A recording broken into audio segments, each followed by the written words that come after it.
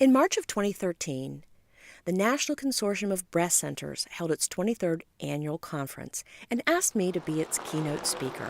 Of course I accepted. I was delighted. The stories that I want to tell you today are people that I know very well because they, like me, are also conga riders. So first, I want you to meet Dusty. Dusty lives just outside of Albuquerque. She's a school teacher. And 10 years ago, she was with her students in Paris on spring break when she found a lump. As soon as she got home, of course, she, arranged, to get a mammogram, and sure enough, it was cancer. And it had affected one breast and the surrounding lymph nodes. Now, remember, this is 10 years ago, and you better than anyone know how therapies and approaches to treatment plans change over time. Well, at that time, given her diagnosis, the treatment plan was to remove the cancer from the affected area and leave the other breast and lymph nodes intact. But Dusty said, "Oh no, I'm not having this. I'm not going to go through this twice. I'm going to have a double mastectomy, and I'm not doing anything but a double mastectomy." And God love her treatment team. They fought the insurance company, and she prevailed. But here's the part that I want you to pay attention to.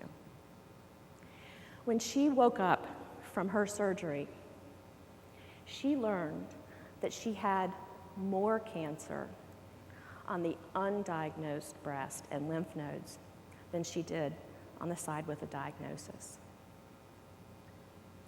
I know you've had stories like this, but it really speaks to me about the role of intuition and stubbornness and partnership with the medical team. So, I met Dusty that first year when I was riding. And remember how I told you when you're on the conga ride, people pick up with you and they take you through their state. Maybe they can't make the whole rally, but they'll escort you through their neck of the woods. Well, Dusty and Pat, Dusty's in the pink helmet, Pat's in the middle. Dusty and Pat rode me, as I was going back home, through the tri-state area of Colorado, Kansas, and Nebraska. We really spent some time getting to know each other. And as you see, Dusty wears a half helmet. I wear a full face helmet, so I don't have any sun exposure. But anyone in a half helmet obviously gets a lot of sun. And so we were just chatting, and we were getting ready to get on the bikes. And I said to Dusty, if you'd like some sunscreen, I've got some. And she said, "Oh," she said, "you're referring to my red face, aren't you?" I said, "Yeah." She said, "That's not sun." She said, "I've slathered my face with sunscreen." She said, "That's photosensitivity from chemo."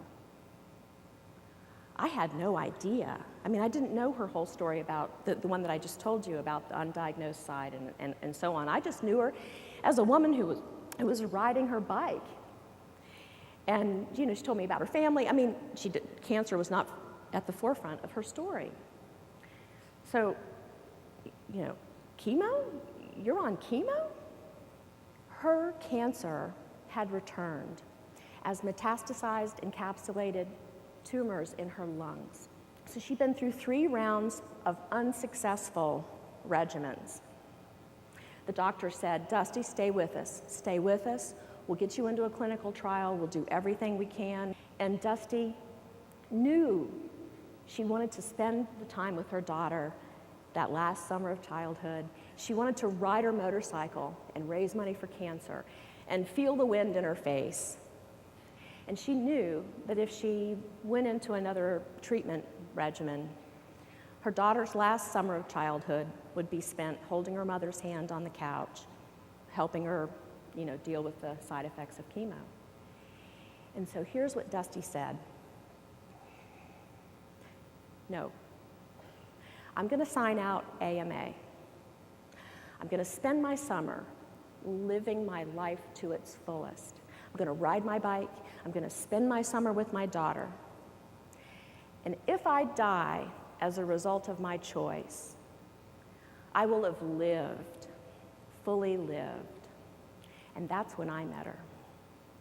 So she was prepared for her death. So in October, after her school year had started, after her daughter was off to college, I got a note from Dusty that she had just returned to care and learned that she was cancer-free. 2 weeks after I learned that, I held that with me for 2 weeks. I was just amazed at this. And I happened to have a doctor's appointment myself. So as part of my consultation with my doctor, how you doing? Oh, I understand you went on a motorcycle trip, blah, blah, blah. I said, yeah, and I want to tell you about my friend. And here's what my doctor said. She said, Tamla, this doesn't surprise me a bit. I was not expecting my doctor to say this. She said, because medical science has yet to quantify the healing power of joy. And that's a beautiful lesson because none of us knows when it's our time.